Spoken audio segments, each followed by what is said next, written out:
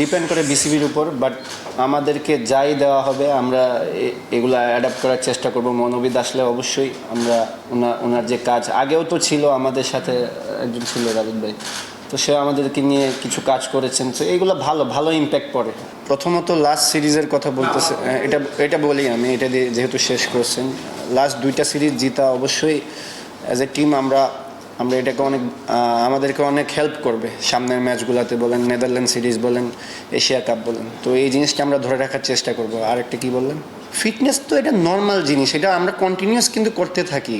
এই রিসেন্টলি এটা কয়েকদিন স্কিল ছাড়া ফিটনেস হয়েছে, তো এই জন্য ইন্টেন্সিটিটা বেশি ছিল, বাট আমরা যখন স্কিল করি তখনও কিন্তু আমাদের কন্টিনিউ জিম রানিং এগুলো চলতেই থাকে। তো এই ফিটনেস জিনিসটা নাথিং নিউ ফর আস, এটা চলতেই থাকবে। ফিটনেস ক্যাম্প শেষ হওয়ার পরেও এটা চলতে থাকবে, আমরা সিলেটে যাওয়ার পরেও এটা আমাদের চলতে থাকবে, তো এটা চলতেই থাকবে, এটা অফ হওয়ার কোনো চান্স নেই। টিম আমাকে যেখানে প্রেফার করবে আমি সেখানেই রেডি আছি, কোনো সমস্যা নেই। মিডল ওভার নিয়ে সবসময় আমাদের কাজ থাকে, আমরা এই জিনিসটা আমাদের উইকনেস আপনি বলতে পারেন, তো এটা নিয়ে অনেক আগে থেকে আমরা কাজ করছি।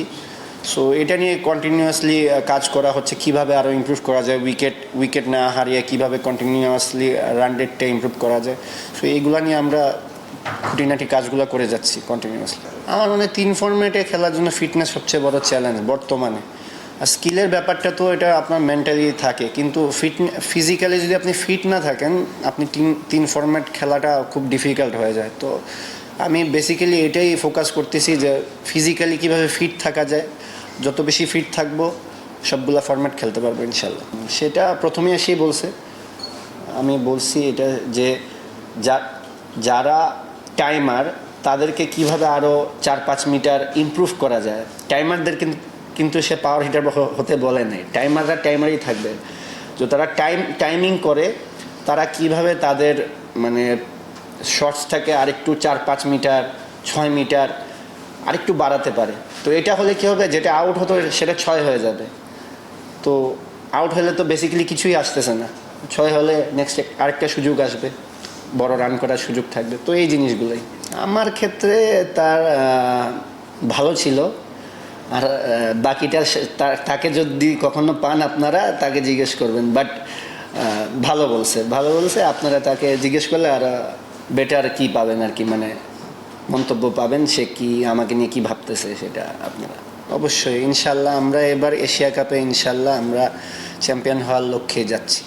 এটা আমি পার্সোনালি আমি বলতে পারি যে আমি চ্যাম্পিয়ন হওয়ার জন্যই যাচ্ছি। আর ইনশাল্লাহ ড্রেসিং রুমে এটা সবাই বিলিভ করে, বিশেষ করে এখন আমাদের যেরকম এনভায়রনমেন্ট আছে, সবাই যেরকম এফোর্ট দিতেছে, ইনশাল্লাহ আমরা সবাই বিশ্বাস করি আমরা এবার চ্যাম্পিয়ন হওয়ার জন্যই যাব। দেখেন আপনি যদি আমাকে পার্সোনাল বলেন, হ্যাঁ আমার পার্সোনাল যদি বলেন তাহলে বলবো যে এটা একটা ইন্টারন্যাশনাল ম্যাচ, অবশ্যই আমাদের প্রত্যেকটা ম্যাচ জেতার জন্য যাওয়া উচিত। টিম কি চিন্তাভাবনা করতেছে, টিমও আমি যতটুকু জানি ঠিক একই রকম চিন্তাভাবনা করতেছে। ইন্টারন্যাশনাল ম্যাচ, প্রত্যেকটা ম্যাচ জিততে হবে, একই এফোর্ট দিয়ে খেলতে হবে, কোনো মানে এটাকে মানে লাইটলি নেওয়ার কোনো চান্স নেই। তো এরকমই চিন্তাভাবনা যে আমাদের প্ল্যান এরকমই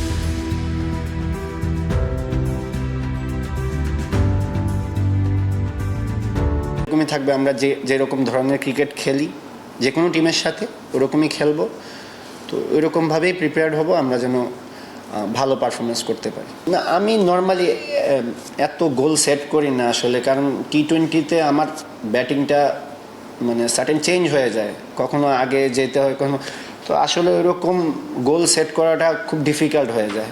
ওই রকমই গোল থাকে, যে ম্যাচে যে পজিশনে যাব, যদি 5-এ ব্যাটিং করি একটু বড় রান করার, আর যদি 7-এ কিংবা 6-এ ব্যাটিং করি তখন কুইক যত কম বলে যত রান করে, এরকমই। এর চেয়ে বেশি গোল করা আমার জন্য পসিবল হয় না আসলে। প্রতিদিনই চ্যালেঞ্জ আসে, প্রতিদিনই নতুন নতুন ম্যাচে নতুন নতুন উইক জোন বের হয়, আবার ওটা রিফিল করতে হয়, আবার বের হয়। তো এই চ্যালেঞ্জগুলো থাকবে। ইন্টারন্যাশনাল ক্রিকেট ইজিলি হবে না, এটা আমি জেনে এখানে আসছি। তো আমাকে এখানে টিকে থাকতে হলে এই চ্যালেঞ্জ নিয়ে টিকে থাকতে হবে, না হলে বেসিক্যালি জুলিয়ান পাওয়ার হিটিং নিয়ে আমাদের কিছু স্কিল নিয়ে কাজ করতেছে। সো কীভাবে আরও ইমপ্রুভ করা যায়, যারা জেনেটিক্যালি ভালো আছে তারা কিভাবে আরও ভালো করতে পারে, আর যারা টাইমার তাদেরকে কিভাবে আরও 2-3 মিটার ভালো ডিস্টেন্স দেওয়া যায় ওইরকম ওই জিনিসগুলো নিয়ে স্কিল নিয়ে কাজ হচ্ছে না। দেখেন ফিটনেস তো আমাদের কন্টিনিউই হচ্ছে, নেথান আসার পর থেকে তো আমাদের ওইরকম স্ট্যান্ডার্ডই সেট করে দেওয়া হয়েছে। হয়তো আপনারা খুব ক্লোজলি দেখছেন, হয়তো দেখে হয়তো মনে হচ্ছে যে অনেক কষ্ট হচ্ছে এইটা সেটা, বাট আমরা তো 1 বছর ধরে এরকম কষ্টের সাথে আমরা জড়িত আছি, এরকম ফিটনেসের একটা স্ট্যান্ডার্ডও মেনটেন করে আমাদেরকে নিয়ে যাচ্ছে। সো সবাই ভালো চেষ্টা করতেছে, আর ও তো মনে হয় আপনাদেরকে বলছে যে ও ওভারঅল হ্যাপি। তো আমরা আমাদের বেস্টটা দেওয়ার চেষ্টা করতেছি, ফিটনেস ভালো আছে। না দেখেন, এটা ট্রেনারের উপরে ডিপেন্ড করে সে কীভাবে আমাদেরকে ফিটনেসটা করাবে। এবারের প্যাটার্নটা ডিফারেন্ট ছিল, আর কি বলা যায়, এটাকে ইন্টেন্সিটি হাই ছিল। তো সে ডিফারেন্ট কিছু চেষ্টা করে দেখেছে আমাদের মধ্যে যে আমরা পারি কিনা, আমরা সবাই সেটা শেষ করতে পেরেছি, এই জন্যই সবার কষ্ট হয়েছে। কিন্তু মোস্ট ইম্পর্ট্যান্ট থিং, সবাই আমরা ঠিকঠাক মতো করতে পেরেছি, কারণ আমাদের সবার গায়ে কিন্তু ট্র্যাকার লাগানো থাকে। তো কে ফার্স্ট কে সেকেন্ড ওটা ইম্পর্টেন্ট না, কে বেস্ট এফোর্টটা দিতেছে ওটা কিন্তু ও দেখতে পারে, ওর কাছে প্রতিদিনই রিপোর্টটা থাকে। তো ট্র্যাকার আমাদের সবার মধ্যে থাকে, সো যে রিপোর্ট ওটা ও প্রতিদিনই দেখতে পারে, কে বেস্ট এফোর্ট দিতেছে কে এফোর্ট দিতেছে না সেটা ইজিলি পিক করতে পারে। দেখেন চেঞ্জেসগুলো তো এত সহজে ম্যাথ ছাড়া আপনারা মানে কি করতে পারবেন না, মেজার করতে পারবেন না, যেহেতু 2-3 দিনই হলো। ম্যাক্সিমাম স্কিল নিয়ে কাজ হয়েছে, তো এই স্কিলগুলাই আবার সামনে হয়তো সিলেটে আমাদের নেট হবে, ওইখানে আরও ডিফারেন্ট কিছু হবে। তো এত তাড়াতাড়ি কমেন্ট করাটা ঠিক হবে না যে কি ইমপ্রুভ হয়ে গেল কি না হলো, আরেকটু আমার মনে হয় সময় লাগবে। বাট আমরা আমাদেরকে যে কাজগুলো দেওয়া হয়েছে ওই কাজগুলো আমরা করার চেষ্টা করছি। সো এই সুইং প্র্যাকটিসগুলো কিংবা ডিফারেন্ট ড্রিলসগুলো এগুলো অবশ্যই কাজে আসবে। এইসব জায়গায় তো আমরা এরকম প্র্যাকটিস করছি, কন্টিনিউয়াসলি হচ্ছি।